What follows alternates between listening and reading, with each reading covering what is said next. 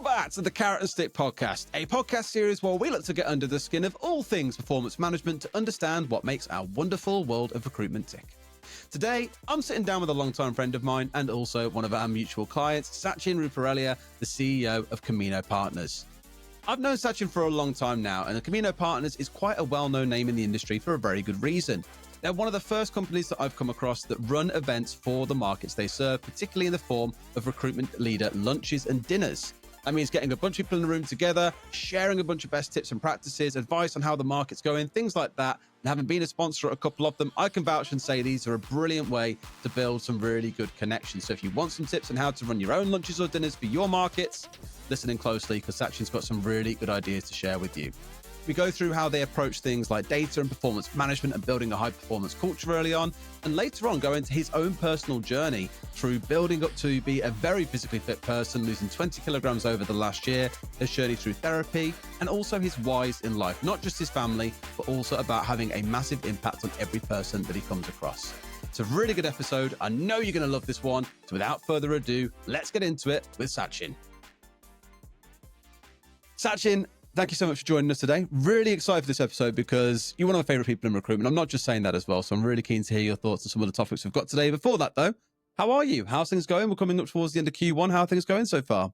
I'm good, thanks. I'm good. It's the trials and tribulations of scaling a business with the backdrop of what's been a softer macro climate and what some people describe as death by a thousand cuts with regards to the pain that we've been in as an industry. So yeah, all things considered, we've had some really positive quarters, and Q1 looks really good. And January we had a best ever month. So very happy. But then the trials and tribulations of that growing the business with the backdrop of that, it can be somewhat challenging, and people challenges that come alongside the scaling of the business, but dealing with it as it comes along. Well, you've given me the most easy segue in the world there to the next question I'm going to ask you is, for those who have heard that January best month ever, growing a scaling business, everyone's like, wow, what is this business and who is this guy? That's the question I'll ask. Who is Sachin? Who is Camino Partners? Give us the quick 30-second pitch on what you guys do and who you are. Yeah, so we set the business up about 12 years ago now. Couple of key areas that we've grown into. So initially we were known as the go-to for all non-fee earning roles, and that's within recruitment sector. So that's Camino Partners. Marketing, ops, finance, L&D, all the non-sales roles into recruitment companies. It was the brainchild of my number two, my MD, Harry Houston, who's a wonderful rookie to MD story with us for over 12 years. And it was his brainchild to launch a business called Camino Search, which unofficially launched Jan 2020, just before the pandemic. And the division was placing finance professionals, C-level, C-1, and then evolved into corp dev, M&A type roles for the tech and tech-enabled space. So often PE-backed firms, largely PE-backed firms, and also their portfolio companies. So two key elements, areas within the business, the recruitment market and the servicing, and the tech market, but placing largely finance professionals into that latter sector. Got it. And how's it going? How big's the business today? Where are you based? It'd be good to know some more stats as well and little things like that about you. Yeah, so we're Liverpool Street. So we have had some nice growth since COVID. I think that numbers are headcount is kind of a vanity, and number of offices, like headcount, is a bit of a vanity number. I think you hire people and it's productivity. I think is important. But we have grown our headcount quite significantly, and with that, our net fee income has increased quite a lot. So our net headcount has gone from about 10 in Jan 21. We were obliterated by COVID, like a lot of people, and then we peaked to just under 40 late last year. So headcount wise, some nice growth. Our fees, despite the softer macro climate last year, we grew by 20% in NFI, and then EBIT grew by about the same last year as well. So both around the same size at 40 people as well. I imagine there's a lot of challenges that we can share in growing a business up to this sort of size, and I'm sure we'll get into a bunch of that as well. We had a quick chat before we went live about topics to kind of go through a bit later on as well. One of them being about the recruitment leader lunches that you run. We sponsor that quite a lot. I'd love to talk through a bit about that, as I'm sure some at home would love to either A, get involved and come along to a lunch, or B, just hear a bit more about why you run them and the value of them. Second one was around your journey, because very impressively, you told me earlier on, you've lost 20 kilos, you got yourself in shape. Like, Mental clarity has improved massively, and also a little bit about mental health. Love to go through that. And then also a bit around the why, one of those being your family, the other one being the impact that you get to have on people. We'll talk through those in a little bit, because I think they're all really, really good topics as well. But I'll ask you the classic questions that we go through at the start of all of these. So I hope you've got your notes ready for this one. First question for you then is, for Camino Partners, or exec in this case as well, what are the metrics that really matter to you? So you as a business leader, like, I hope you don't mind me saying, you said earlier on, you're not the massive data heavy guy. You leave that down to business partner as well. For you, at least, there has to be some numbers that you care an awful lot about. What are those numbers? Yeah, I think distilling it down to two or three, I think anybody that's got a wide raft, a dashboard that's much more significant than that, I think you lose focus. So for us, first interviews has always been a really strong indication of future pipelining. I spoke to Kalpesh Baxi, I know someone who this morning actually. Very well. I tell you what, I can never seem to get away from Kalpesh. If you're watching Kalpesh, I love you. Doesn't matter where I am, who I'm seeing, what I'm doing. He just seems to be there. He's honestly, he will be omnipresent. He is. He's a great guy. A lot of time for him, and unofficially a mentor to me, and someone I can just call for objective feedback on things. But we had this chat around, and he asked me, the same question that you just asked me in advance of this podcast, and he said absolutely from beginning of time during his time at S3, the first interview metric was the key one for him. It just gives you flavour of when they're down consecutively for a few weeks, the number of first interviews that will then translate to poorer pipelining of fees down the line. The other one is really important, especially when we're scaling into new markets, as we scale into the Camino Search territories. Client meetings, so growing our book of logos, so client meetings both with existing clients and with new clients, making sure that we're really hot on that. And then the third one I would say is not just jobs, but jobs. Everyone talks about classifying roles, and for us, making sure that we're working on the best quality of roles. I talk about internally just making sure we're improving the quality of work being done, and I think that you can improve the work what you're doing by either from a volume standpoint or the quality, or you can do both. And I suppose for us, ideal would be to get to improving on both. But monitoring those three key metrics, I think, are really important for us. The first interviews one's a really interesting one, because it's a very common thing. Like, we've got 350 customers today, of which I'm very proud to say you're one of them. A lot of them will ask when they come on board, what should we be tracking? Because some come in and say they've got 14 things they want to target people against, or their consultants on, and it's a bit like, that's a bit heavy, mate. So they always ask, what are the most important ones? And we say, well, no more than 5, but really no less than 3. Try and stick in that range. Number 1, when we did a bit of analysis, was first interviews is like the go-to target. Second was CV sent, because those two things together, I've said this on the podcast before, so I feel like a bit of deja vu now. CVs is like a matching of you, the recruiter, believing that there's a match between a job and a candidate. The first interview is the recognition of that fact by the client to say, yeah, okay, we can see how this person could fit this role or requirement we've got. And therefore, it's like the golden metric to always focus on. So I'm glad that you said that, because it aligns up with our thinking as well on what we're seeing in the data, which is really good stuff. Yeah, it's a good constant, I think. And Kalpesh disagreed with you on the CV one. That's why he was laughing about. Did he really? Yeah, saying, well, actually, CV sent, you can manipulate that figure quite easily, the padding, as one might like to call it. But the first interviews, it's harder to get away from. Oh, for sure. And this kind of ties again. You're really good at segues today. This ties really nicely into the second question I've got, which is like a particular report or dashboard or whatever it is that you use to understand the state of your business. What's your most popular one? Because my response to Kalpesh in that case would be, no number or no metric lives in isolation. They have to feed each other in some way. It's all great sending 10 CVs, but if you're getting one interview from that, you're probably asking questions, right? So what is it you like to look at week on week? So I think there's the key metrics that we talked about, booked fees, the number of jobs, CVs, interviews, those things on a dashboard. But from a report standpoint, and we do need to improve the quality of our reporting around the interim side of things, because that's where our contract book has grown significantly. We've got some really strong people and a great leader within that team who's been driving the growth of our interim book. So really becoming better on reporting on that side of things. And that's where our biggest growth opportunity is. And it's sticky business is always good for the future, and at some point we want to get to a place where we can attract investment into the business. I've been very open about that, and so for us, just monitoring the key metrics associated with the interim book and getting better at that. So net growth, both in runners and margins, retention rates, allowing consistency to become more predictable with the book. looking at analysing early finishes, fill rates, that kind of thing. And a good one is, the lifetime value of a contractor. So not just what the initial duration was, but actually how many times that person been extended. Was someone who's supposed to be in a 6-month contract end up being 3 or 4 years? So all of this needs work, but that's kind of the dream report more than anything else. For now, the key metrics around net growth of the book, utilization rate, and then across the business, CVs, interviews, first interviews, booked fees, client meetings, jobs, and jobs. Those are the key metrics.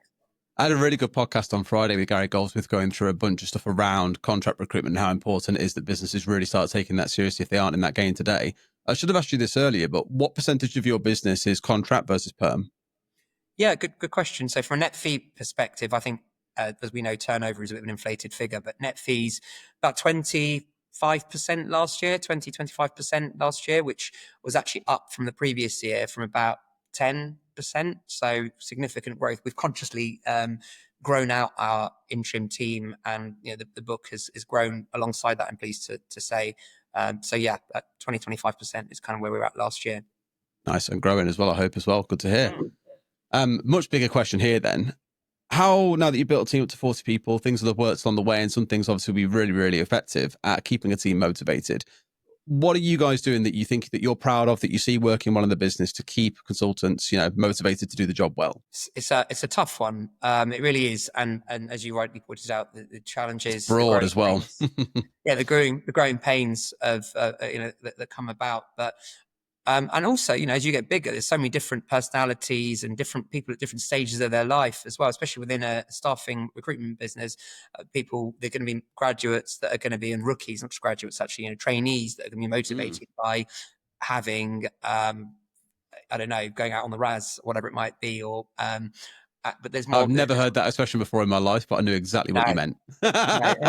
And then there'll be others that are, kind of more around health and fitness, and there is that drive towards health and fitness, which we'll talk about in a minute. But for me, early on, if we just sort of strip it back a level, I've vowed, kind of probably halfway through the journey so far, that I would stop failing people and do my best to stop failing people. So by that, I mean giving people absolute visibility of what good looks like in our business at every level. So when they join, they know what they need to do. As they progress, there's visibility, and we capture this. We spent 3 or 4 months last year putting together quite a clear promotion pathway, and really that had that visibility of what you've got to do to get to the next level, what that looks like, what the role description will look like, what you've get at that level by way of bonus and benefits, what the title is. And we have this for the Camino search team, we've got the Camino Partners team, we've got perm and interim, we've got leading and non-leading, so billing, non-billing as well. So we've really spent a lot of time getting that promotion pathway right.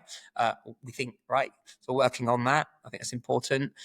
Alongside that, and you'll be pleased for this one, but I think businesses that lost their way a little bit, perhaps less focused on the competition, and internal competitions are a big part, and the gamification, which you guys are famous for, which I don't think there's any other products out there that have that same level of gamification that OneUp does. So we use it frequently for internal competitions and run sales days.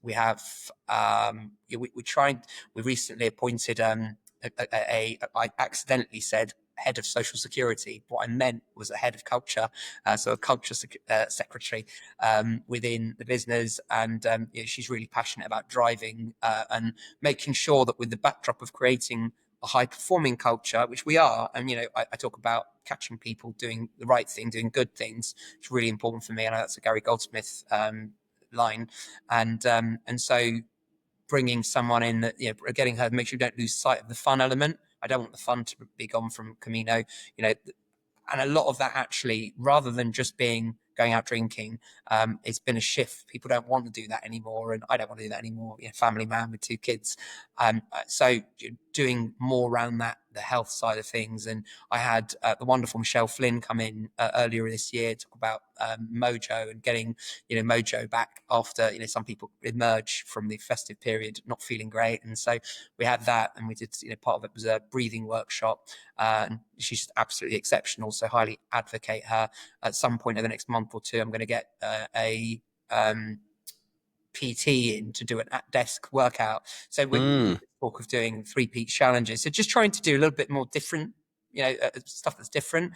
At the moment, the theme's been game shows. So earlier in the year, I think a month or so ago, we had a sales day, and it was, for any of you who watch it, it was one of our colleagues planned it around Traitors, which I've told is amazing. I'm obsessed with the Traitors. I absolutely love it.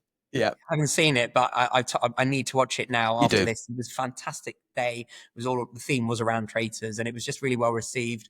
And then I'm trying to get this right, the language use, but Who Wants to Be a Billionaire is Friday. Billionaire. Yeah, I haven't pronounced that correctly, I don't think. But and then part of that, the afternoon, the activity is the Cube. So if anyone has seen that, there's a live version of the Cube. So just trying to translate, and no doubt it will end with some drinks, and there's been talk of karaoke. But we try and do some of the more traditional things that people do. But the big thing, sorry, I've talked quite a lot there, but is around really motivating people. And it's just realizing that horses for courses, people are not going to be motivated the same way, listening to our colleagues and understanding what drives them, and then reacting as much as possible, trying to bespoke our incentives and rewards for what individuals like. Love it. I mean, this is the thing. It's always like a very multifaceted plan when I hear about the way that leaders try to keep their teams motivated. It's not a one size fits all, as you say. For some who are a bit younger, it can be the more social side of things. For others, and I've definitely noticed the transition myself, even in our own team, it's the same. I look back to maybe 5 years ago, pre-COVID, and it often was, let's go and get a beer after work. Let's go and do this thing, have a little bit of fun in the evening. These days, a lot of it does come down to things like lifestyle. Like I think about when we go away for our annual offsites, for example, or whatever, we'll do like a lunchtime limbrick where it's a bit like yoga and stretching and more about wellness, that sort of thing. And those are the things that people always quote when we look at the post-event surveys and ask, what was it you enjoyed? It is those things that kind of like help enrich your life a little bit more than just so much going out drinking, having a laugh and forgetting about half of it after a few days, right? It's cool to hear that you guys are doing so much. You did mention one thing in there around high performance. Again, your segues are perfect today. You're really making my job easy. You mentioned this piece around high performance. One, what does high performance mean to you? And two, how do you create that high performance culture at Camino? High performance. So I think there's a number of factors one might put under that performance banner, but helping, I talked about, catching people doing good things rather than the stereotype of, find out people doing things wrong. Driving high performance for me is quality driven. So, getting, having the best quality clients list of logos, ultimately working with the best candidates in the market, the best search methodologies. I think, then of course, from a productivity perspective, there's a big focus internally on that. So, I know what my productivity per head was last year. So driving that, it's a little bit of a cliche, and I know our chairman, Brad Plax, believes strongly in it, but it's really helping people to be the best versions of themselves. If people are motivated and happy, then they're going to be driving to be their best, and you thereby will come productivity, hopefully. So driving a high performance business is really people where there's a tribe mentality. People pull each other up. People support each other. It's really an environment where people are engaged in the work they're doing and really passionate about what they're doing. Become one of our values is powered by knowledge, just going out of their way to become sector experts. And I've tried to do that on the recruitment sector side of things, and my colleagues on the Camino Search brand are trying to have absolutely been emulating that and flourishing in their respective markets because of their market knowledge and the people wanting to talk to them because of the beyond recruitment work services that you can offer when it comes to supporting the growth of a business. I mean, that's spot on. I was going to say, knowing that Mr. Plax is your chairman is 100% the kind of guy that's going to drive that kind of behavior as well. I've spoken to him quite a few times and know exactly what he's all about. So that's perfect. Awesome. And then to sort of wrap up these questions before we go into those three topics we mentioned earlier on as well. If you look back over the last, let's say, couple of years, because obviously a lot can change over a longer period of time. We'll say the last couple of years. What's the biggest key learning that you've had as a leader when it comes to driving this very high performance, motivated, data driven culture? I think it's really not, I mentioned it earlier, but it's really making sure I don't let people fail as much as possible. So just giving people visibility of what good looks like, being consistent with our messaging, consistently consistent. We talk about the traits of a good leader, and I'm not saying we get this right all the time, but just trying to be as consistent as we can with our behaviors. And I think that definitely, people have probably struggled with a little bit if we haven't been consistent, if we're not communicating and over communicating sometimes, I think is really important. So we've learned to make sure, even if it's the good, the bad, the ugly that you're talking about, just involving and talking with people and just being open about that, I think is important. So just vowing early on not to let people fail on our watch, just giving them the support, the infrastructure. I invested heavily through like the last 2 years in our L&D function, bringing in an L&D director who's been phenomenal for us, and helping to develop people at all levels, and giving them visibility at each level of what they need to do and what good looks like. Should never come as a surprise, any action that you take with somebody about whether they're going to be put on a performance improvement plan or whatever it might be. Even the flip side, whether they're going to be promoted, they should have visibility, all of this as much as possible, and clarity. I think then if they have that, then you can't go far wrong, I think. Perfect. Yeah. Transparency, development, and clarity being the 3 keywords I took away from all of that as well. So really good learnings. Thank you. Awesome. And I guess in the spirit of clarity, again, minor segue this time around, let's have a talk through some of those topics. And I really want to jump into that first one that we mentioned earlier, these lunches that you run. We've sponsored one before, we're sponsoring another as well now, coming up soon. I found this to be a really unique opportunity to be able to get face-to-face people in the industry that otherwise wouldn't get to. And most importantly, have really honest, authentic conversations. But from your perspective, as someone who chose to put these on, who keeps on obviously trying to push these forwards and do more of them as well, because you're seeing the value in them, why do you do them, and what value do you get from these recruitment leader lunches that you put on? Yeah, I In think fact, maybe a good start would be, when someone hears the phrase "Red Leader Lunch," what does that even look like? How many people are you getting together? What kinds of people are you getting together? Where are you doing it? Give us the intro to someone who's never heard of this sort of thing So before. we've done, and I think we've become, and I say it with no degree of pomp, but we've worked really hard to become the go-to for the events that we run in the sector. So we run a whole range of events. So the longest standing is probably our FD dinner that we've done. So CFO FD dinner we've done sometimes quarterly, mostly every 6 months. And we've got a couple of partners that support us with that. We bring together like-minded FDs, CFOs in a room. We normally have a speaker or facilitator of sorts, really high caliber. And these are very much sought after places that we, when we run these events, people want to attend them. I know you've asked a couple of questions there, so I try and get them. There's a few to chew through, my bad. Yeah, that's okay. No, not at all. Just my memory trying to remember. So we've run Mission to Mars for the first time late last year, which was really, really well received. So Mars stands for Marketing Automated Revenues. So really measurement of ROI with the work that we do. So that was really, really well received late last year, where it was aimed at senior marketing professionals. And we had some great people on stage, and it was more of a panel, which was well received. We've done in our 3rd year of what was 39 floors up. I know you've already partnered us on this one, or agreed to partner us on this one as well. But Sushi Samba, we've had informal summer networking drinks. We've had about 70 odd recruitment business leaders and advisors put together for drinks and canapes, and really just informal networking, bringing people together. We've done in November, the most recent one we did was was supported by you guys and several other partners. It was really, again, well received, very high quality recruitment audience. I'm sure you'll agree. And we had a couple of speakers. We had a chap from HSBC who gave us an update on an economic forecast update following the budget and what he's seeing in the market. It was really just fluid and very interesting. And we had a sort of advisor to the sector talking about what he's seeing by way of appetite for M&A. Our next one is a phenomenal lady called Bev White, who is the group chief exec of Nash Squared, of which Harvey Nash is part of. And that's the spring dinner, where I think I've got one place left, which I'm waiting for responses on. We've got about 30 heads going to that one, 30 recruitment leaders, recruitment business leaders, and then the partners that are supporting the event. So about 40 people will attend that one in total.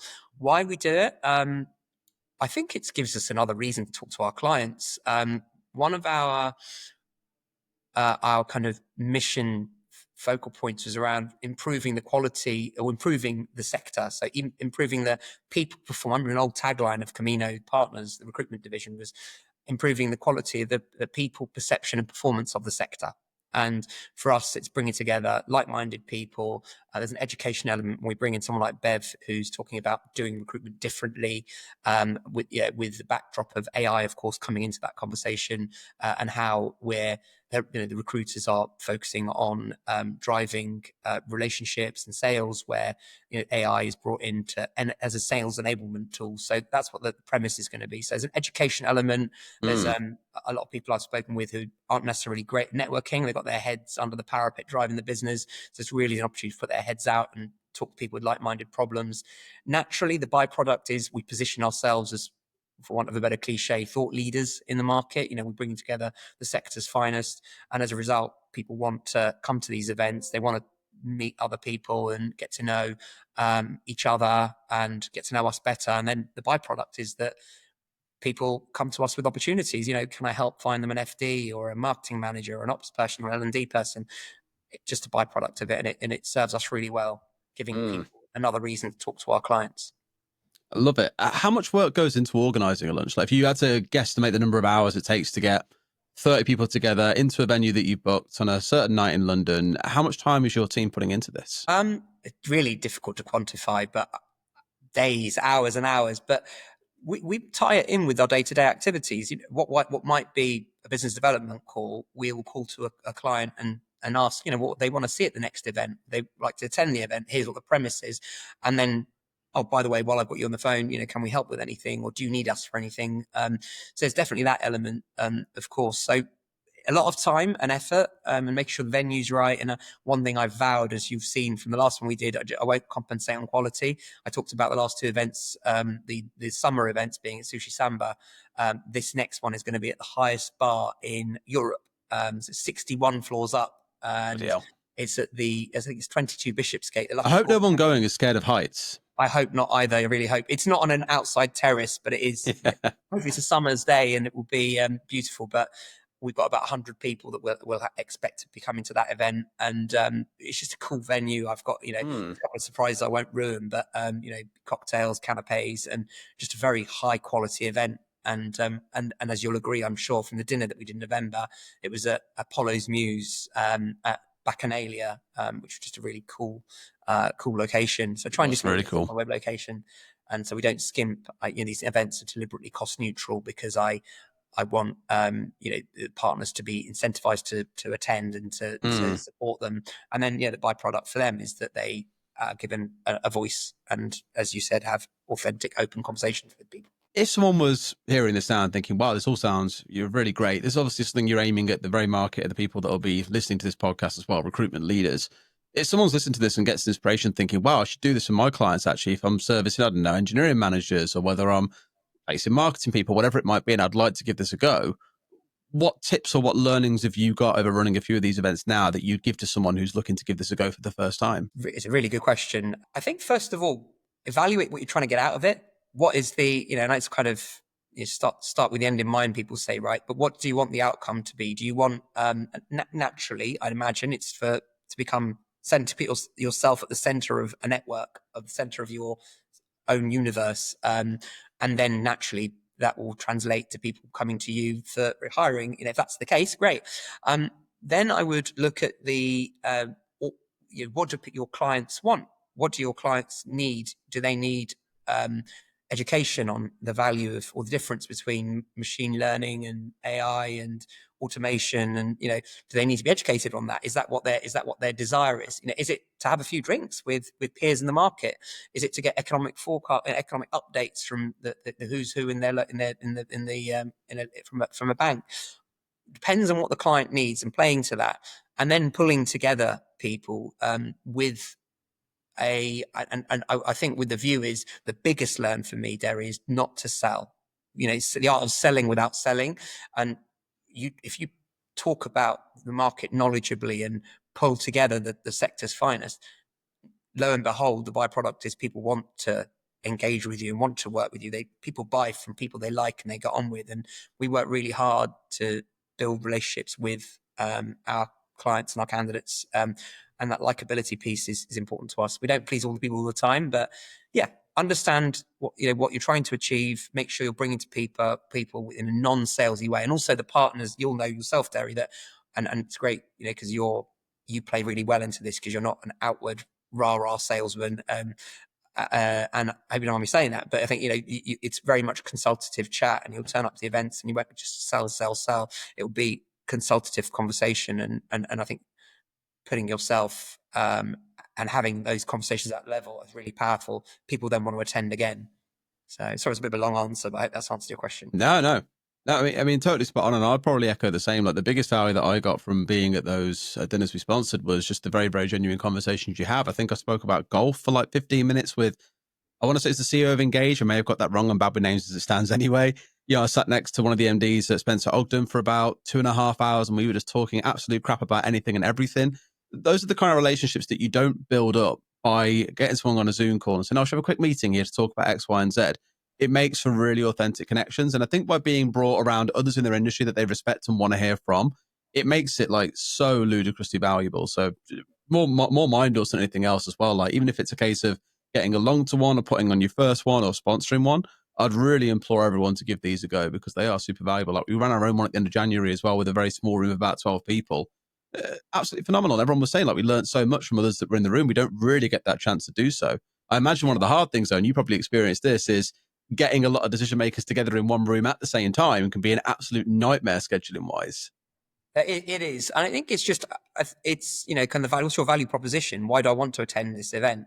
And I think it's a bit of a snowball effect. You get one or two key signings, people that are really going to add value. And, Bev White is an amazing lady, and she has done some incredible things during her career. So she's a real draw for people. So, securing her was one, a big tick.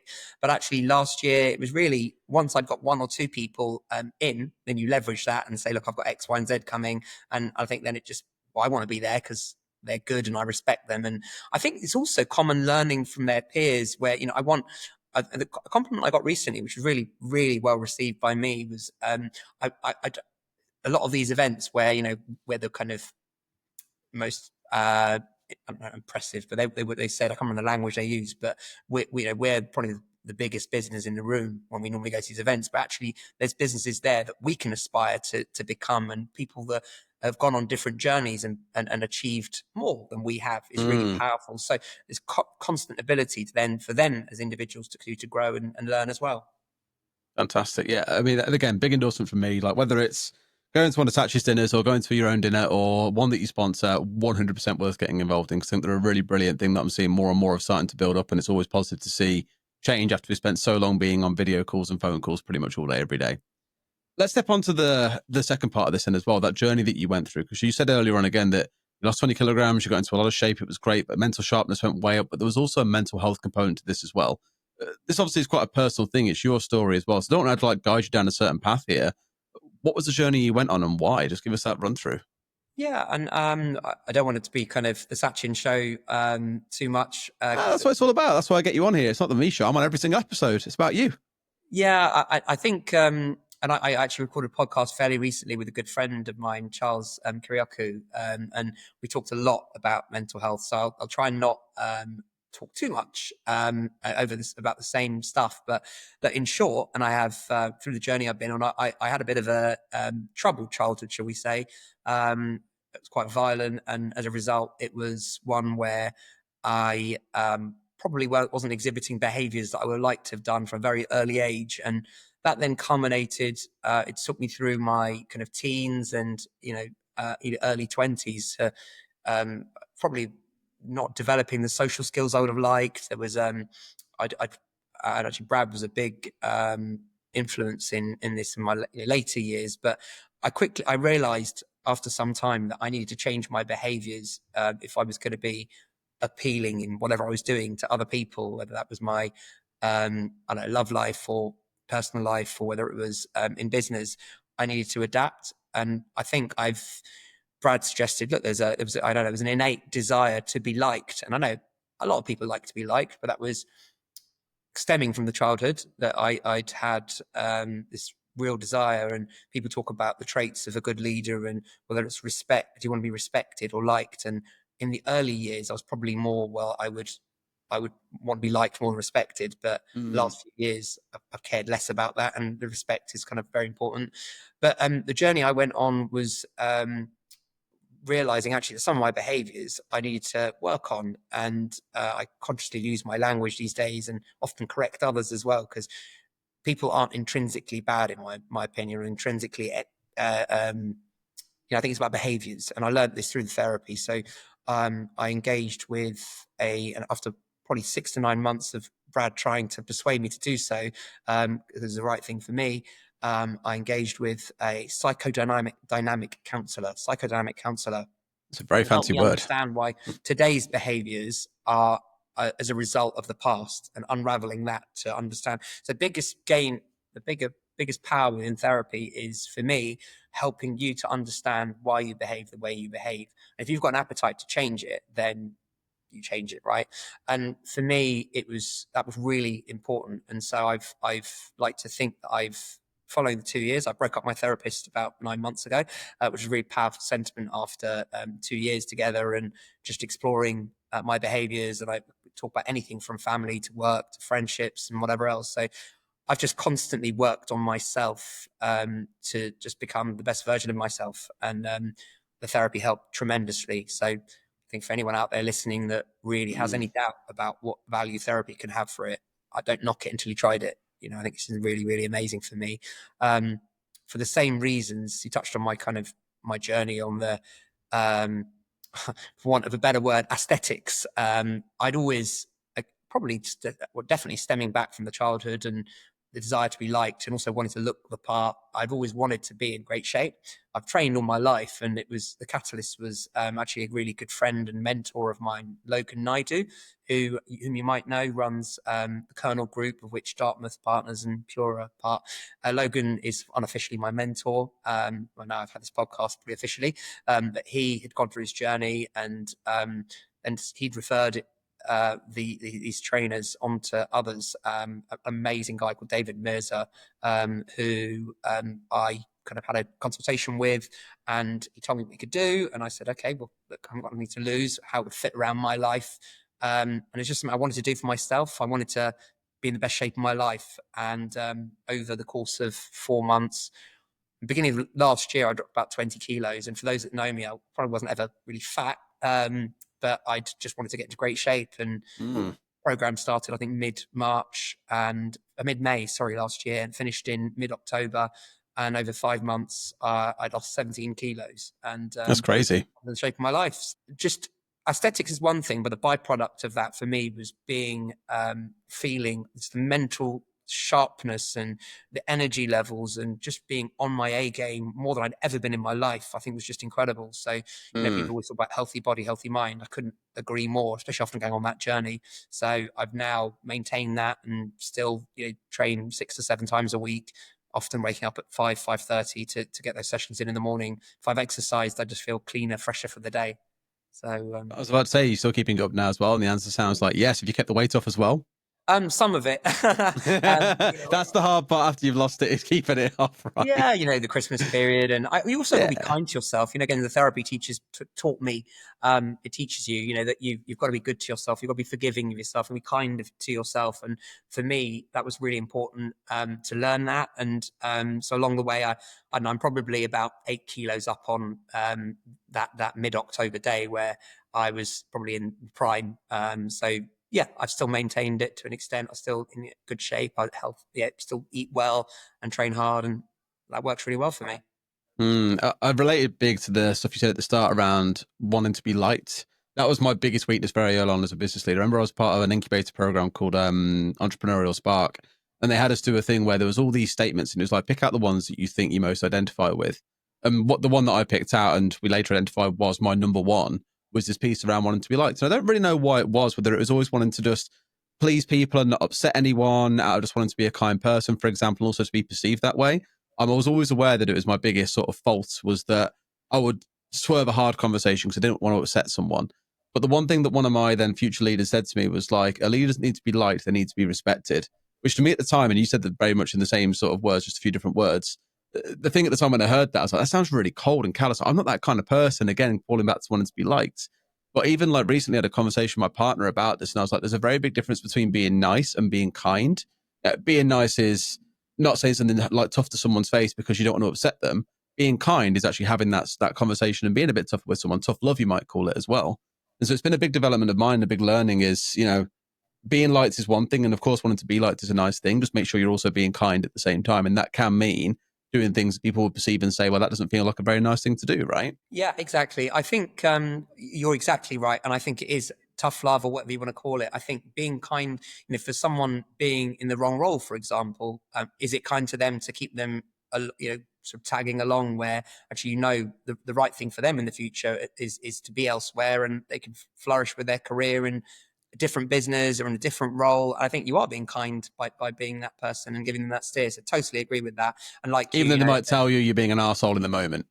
Yeah, and their initial reaction might be one Yeah. that's frustration and whatever else. But I think, I kind of vowed that, and for anyone who knows me out there, I just vowed that whilst we want to get to a place where we're attractive enough to bring in external investment in the next 4 years or so.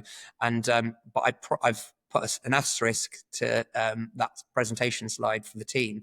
It's 1 year into that journey, and the asterisk says, with the backdrop, so achieving this goal with the backdrop of kindness, compassion, and respect, absolutely important for me, and making sure that we treat our people, all people, internal, external, well. And I put myself on a just hold myself honest to that. I love that. Really cool stuff, mate. Love it. Let's go a little bit further, because I'm very much the kind of person that would have probably asked this question about 3 months ago. Now I'm into running a little bit more. It's not so bad, but I know that when you're at the start of a journey where you haven't really worked out before, and you eat okay, but you wouldn't say you eat particularly healthy, for example. The idea of going to someone who then gets you to train 3, 4, 5, 6 times a week and exhaust you at the very early starts of those journey, when your body hates you for doing it, and like the food that you're changing over to, you don't enjoy it anywhere near as much as before. It feels like such a massive step to take towards being a more fit person. Did you have those reservations early on, and how did you overcome them, if so? I was quite fortunate. I've trained a lot of my life for the reasons I described. The aesthetics were important to me, and I have no shame in saying that. Right, it's just what it was. The byproduct was obviously internal health and everything else. But it's daunting. But it depends how much you want it. Like anything in life, right? Nothing worth getting is easy, right? Otherwise, everyone would do it. Yeah. Yeah, and I think for me, people, are sort of amazed and really flattering. I was some really flattering feedback on the journey, the physical journey that I went on, and I think I wanted it a lot, but it was a slight adaptation. Actually, if I'm honest with you, the intensity of training was, if anything, actually it dropped slightly. It isn't as bad as one might perceive it to be, and it's. The best thing about this program I went on, I'll refer you to them if you like, Derry, later. But the program was very much played to my lifestyle, and it's about moderation. Again, I don't want to keep hammering on about it, but the childhood and everything else, I wasn't taught to regulate very well. I think that, and so, my wife is a great example of someone who doesn't, she can have a couple of pieces of chocolate and just be absolutely satiated. For me, if I start having a couple of pieces of chocolate, I want a couple more. Have the whole damn thing. Oh, bar, and then another one if there's another one available. 100 grams. Yeah. Honestly, I feel like I need to ban crisps from our house, because my missus buys the big bags of Sensations to snack on. I don't do snacking. That's the problem. I eat the whole damn thing. This ability to regulate, maybe something characteristic to our industry, but I don't regulate very well. But beyond that, the big thing for me, Derry, was the accountability. They ask, kind of, what's your wildest dream? What do you want to look like? Who do you want to look like? And what sort of shape you want to get into? And some people, it's kind of improving their health internally and their resistance and their ability to do long distance runs or Ironman or whatever it might be. And for me, it was, as I said, aesthetics. I just wanted to look great. They played to that. The program they put together for me was aligned to that. There was dieting element, which wasn't massively fun, but it was really holistic. So the mix of there's probably more fat. The common myth is that fat's not good for you, but actually the key thing was measuring everything that you eat, and that is difficult for some people. food prep was really important. So planning your meals on a Sunday and having the healthy snacks and the scales at home and in the office, that was really powerful. And then the commitment to exercise. I've always exercised. This was just, again, that accountability. They insist on I do 4 workouts a week. It works to your lifestyle, you know, whether it's a lifestyle, a midweek workout or a midday workout, or it's first thing in the morning or last thing at night, whatever it might be. That for me was an adaptation of my lifestyle, educating me on the food element, and it's tough, but I adapted. I love that. Accountability has always been my biggest challenge as well. Yeah, but like you say, it's wanting it enough, isn't it? Right, and being able to really drive yourself in the right direction to make those things happen. Definitely. And an interesting fact, I mean, I think it's interesting that I didn't meet I deliberately say this earlier, but I suppose I have to now, but the culmination of the transformation was a photo shoot, which is kind of cool, that I met my trainers on that day. So I was all done remotely. So I thought that was, from a motivation perspective and accountability, it was all kind of remote. And it's proof in today's day and age that kind of I did that. It was great, but I had that accountability and that support, albeit remotely, but 24/7 on going out for dinner. What should I have, and how should I adapt? It was just, it was good. It was just holistic rather than just going exercising at a PT. This was just a holistic approach to lifestyle. And I think one thing I really respect about all you said here, as well, as you were very honest about saying aesthetics are important. Yeah, some would hear that and go, "Oh, it's an ego thing, it's a narcissism thing." I don't think it is at all. Like, if that's what drives you, and and acknowledge that in yourself, and use that to drive yourself towards achieving something like this, then what's wrong with that? You're not exactly going around saying I'm better than you or anything like that. It's just a case of acknowledging what it is that's driving you, and I think that's a really, really respectable thing, mate. So fair play for that. Definitely, no shame in it. Good, and so you shouldn't. On to our last topic then. You spoke a bit about whys, and this ties very nicely into the conversation we've just had here about why you do what you do, why you want to get in shape is somewhat for yourself, but also no doubt for others too, for your family, for example, your own health, longevity, all that stuff, why you build a business, why you want to be successful, all these things. You mentioned 2 things. One is for family and one is about making an impact on other people. And I guess those 2 come quite close together because by nature of being successful and healthy and so on and so forth, you do have an impact on your family. I think family is a very obvious one. Anyone who's got one would say, absolutely, I do a lot of what I do for my kids and my partner, whatever else it might be. The second one's the interesting one. Why specifically does making an impact get you out of bed in the morning? Yeah, I think it's a really good question. And as a quick anecdote, when people ask me what's my why, I say I have 2 whys. That often gets misheard as wives, and that's probably a very different thing if you ask. Just the one. Yeah, just the one. Just the one. I'm sure. I don't think. I don't think I'd be... That'll be the exact clip that Mr. Ruparelia will be listening back to, just to double check. Make sure he definitely said whys and not wives this time. Why? Yeah, why? So my first one, family first, always. And then absolutely I've defined it. And it's interesting, it took me some time to define that, because not that I didn't have a purpose beforehand, it's just trying to capture it in something that you consistently, you whether it's subconsciously or consciously revert to during all times, whether it's times of, I don't know, when you're feeling anxious or stressed out, or I don't know, upset, or I don't know, even when you're happy, so it took me a little bit of time to refine. And the line is to positively impact every individual I interact with. Now that is my attempt to do so with everyone, my friends, my family. And it's not I try and not do it in a preachy way about, we should do this, you should do that, you should go on a training program that's better for you. It's more around just trying to positively influence people with, and give them steer. And whilst I talk a lot, as you can tell from this podcast, I've also learned to listen quite well. And I think that's been a major catalyst for the improvements I've gone through personally. But really that second why around, positively impacting people, why it was just capturing what I'd always wanted to do. And I get real sense of fulfillment if I've supported somebody through it. My best friends put a really nice, he sent me a really lovely message. He got a lot of effort to write it. And it's just, he'd listened to a podcast that I'd done recently, one I mentioned earlier, and he said, "Look, I really appreciate all you've done for me," and just, I don't know, from relationship advice and just making myself available for him at a time that was tough.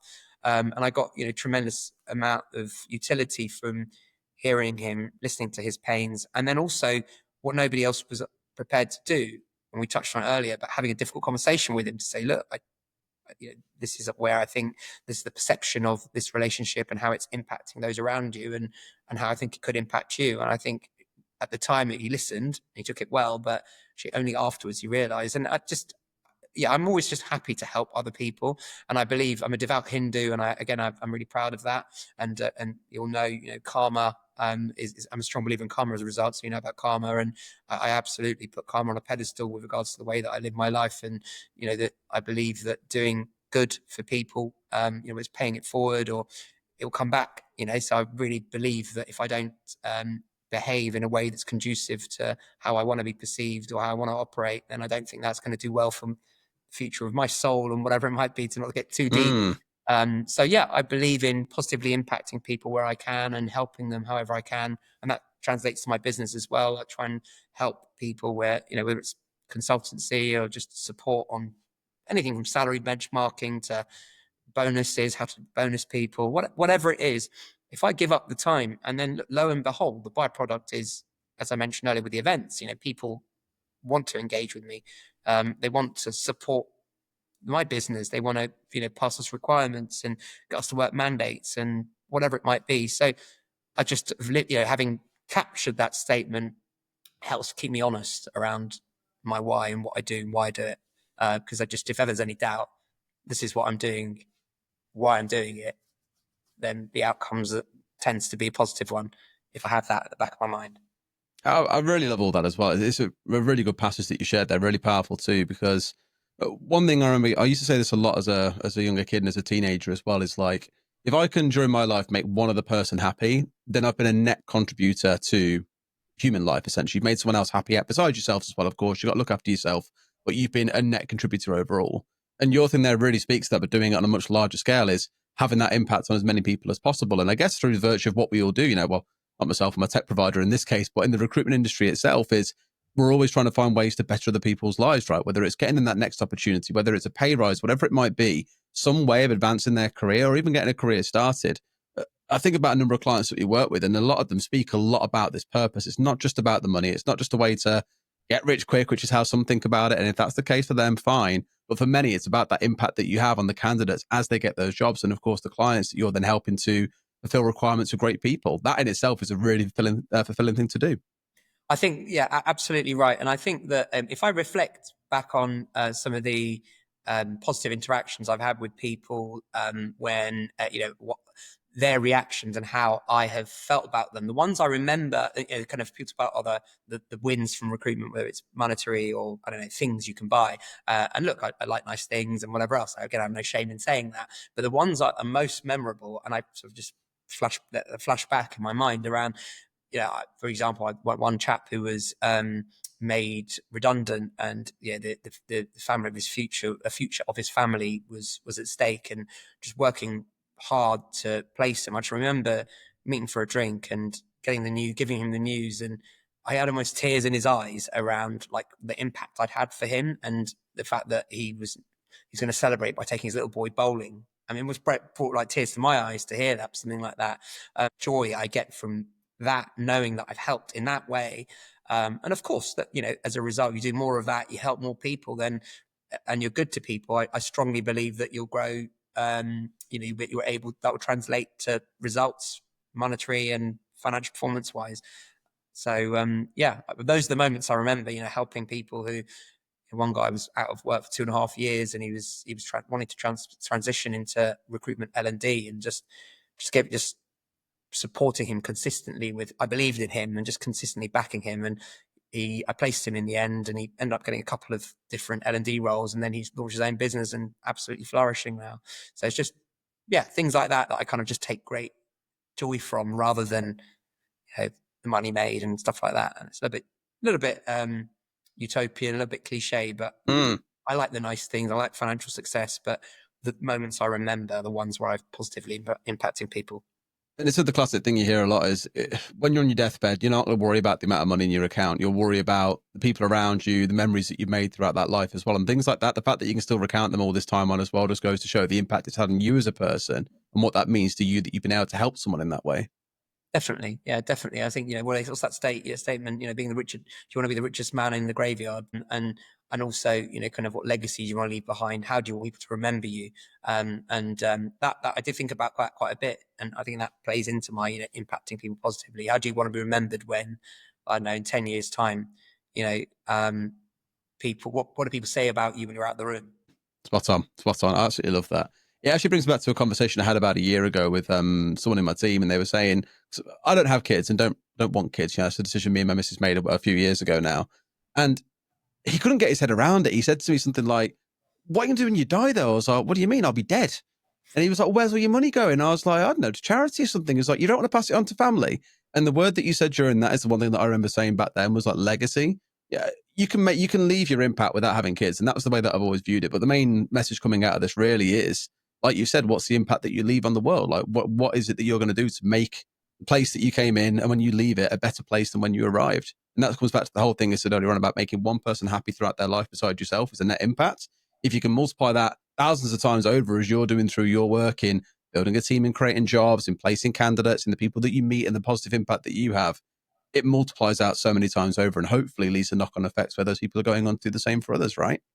Definitely. Yeah, definitely. Love it. Massive advocate of doing the right thing for people. And then, you know, the byproduct is that good things will come to you. No coincidence. There's your karma for you. Love it.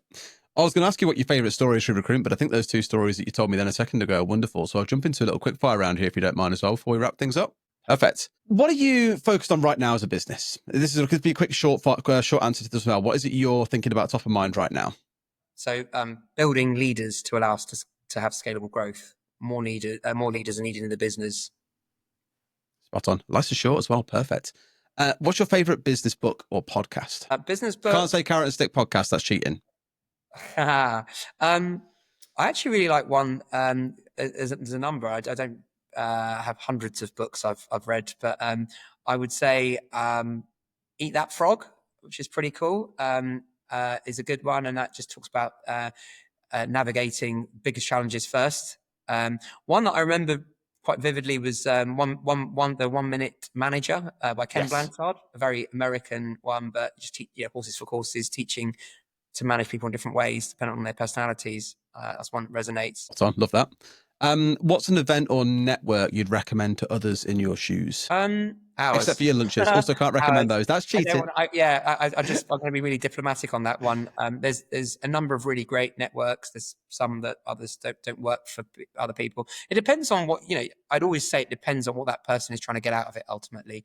Peer-to-peer networking, where you're at now, where you're going. Do you want to have fun? Do you want to better yourself? Do you want to hang around with people that are running bigger businesses? There's different networks for all of those things.